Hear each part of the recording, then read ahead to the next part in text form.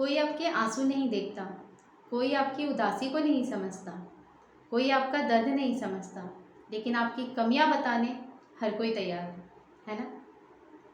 नमस्कार दोस्तों, मेरा नाम है गीशा और आज के स्टोरी सेशन में मैं लेकर आई हूँ आपके सामने एक ऐसे लकड़हारे की कहानी जो डेली झरने से पानी भरने जाता था। वो एक डंडे के दोनों सिरों पर घड़े बांधता था और उनसे पानी भरकर लेकर आता था।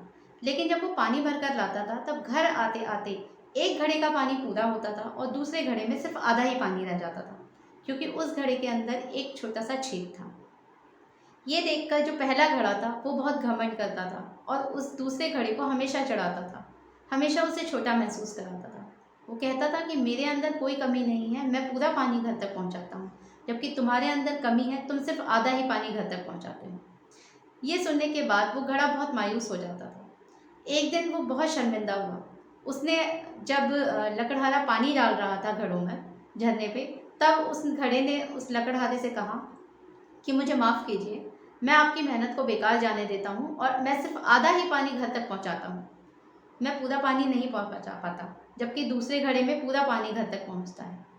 लकड़हारे ने उसकी बात सुनी और थोड़ी देर के लिए चुप रहकर फिर उससे कहा, कोई बात नहीं, तुम आज जब जाओगे, यानी जब हम घर चलेंगे पानी भरने के बाद, तब रास्ते में जो फ्लावर्स हैं उन्हें देखते हुए जाना, जो भी फूल लगे हुए हैं उन्हें देखते हुए जाना।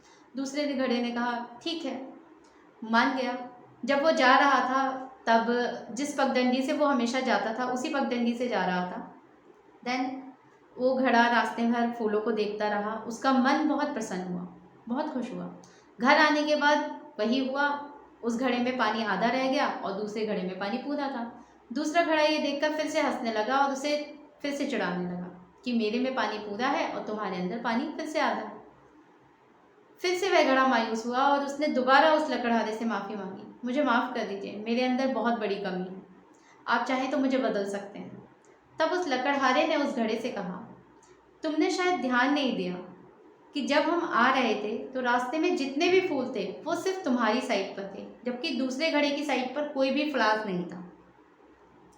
मैंने उस पगडंडी पर, उस रास्ते पे रंग बिरंगे फूलों के बीज बिछा दिए थे, तुम डेली उन्हें सींचते रहे और आज उनसे फूल निकल आए हैं, क्योंकि ये सिलसिला काफ़ी टाइम से चला आ रहा था। जब उसमें फ्लावर्स आ गए हैं, अब उन फ्लावर्स से मैं वही फूल मैं अपने भगवान को भी अर्पित करता हूँ, अपना उनसे घर सजाता हूँ और साथ ही उन बचे हुए फूलों को मैं बाज़ार में बेचकर अपनी एक्स्ट्रा अर्निंग भी करता हूँ।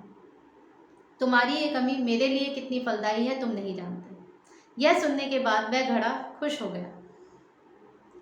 तो दोस्तों, कहानी का सार इतना सा है कि हम जिसको भी अपनाएं उसकी कमियों के साथ अपनाएं, ना कि उसकी कमियों को दिखाकर उसे छोटा महसूस कराएं, बल्कि उसकी अच्छाइयों को दिखाकर उसको मोटिवेट करें।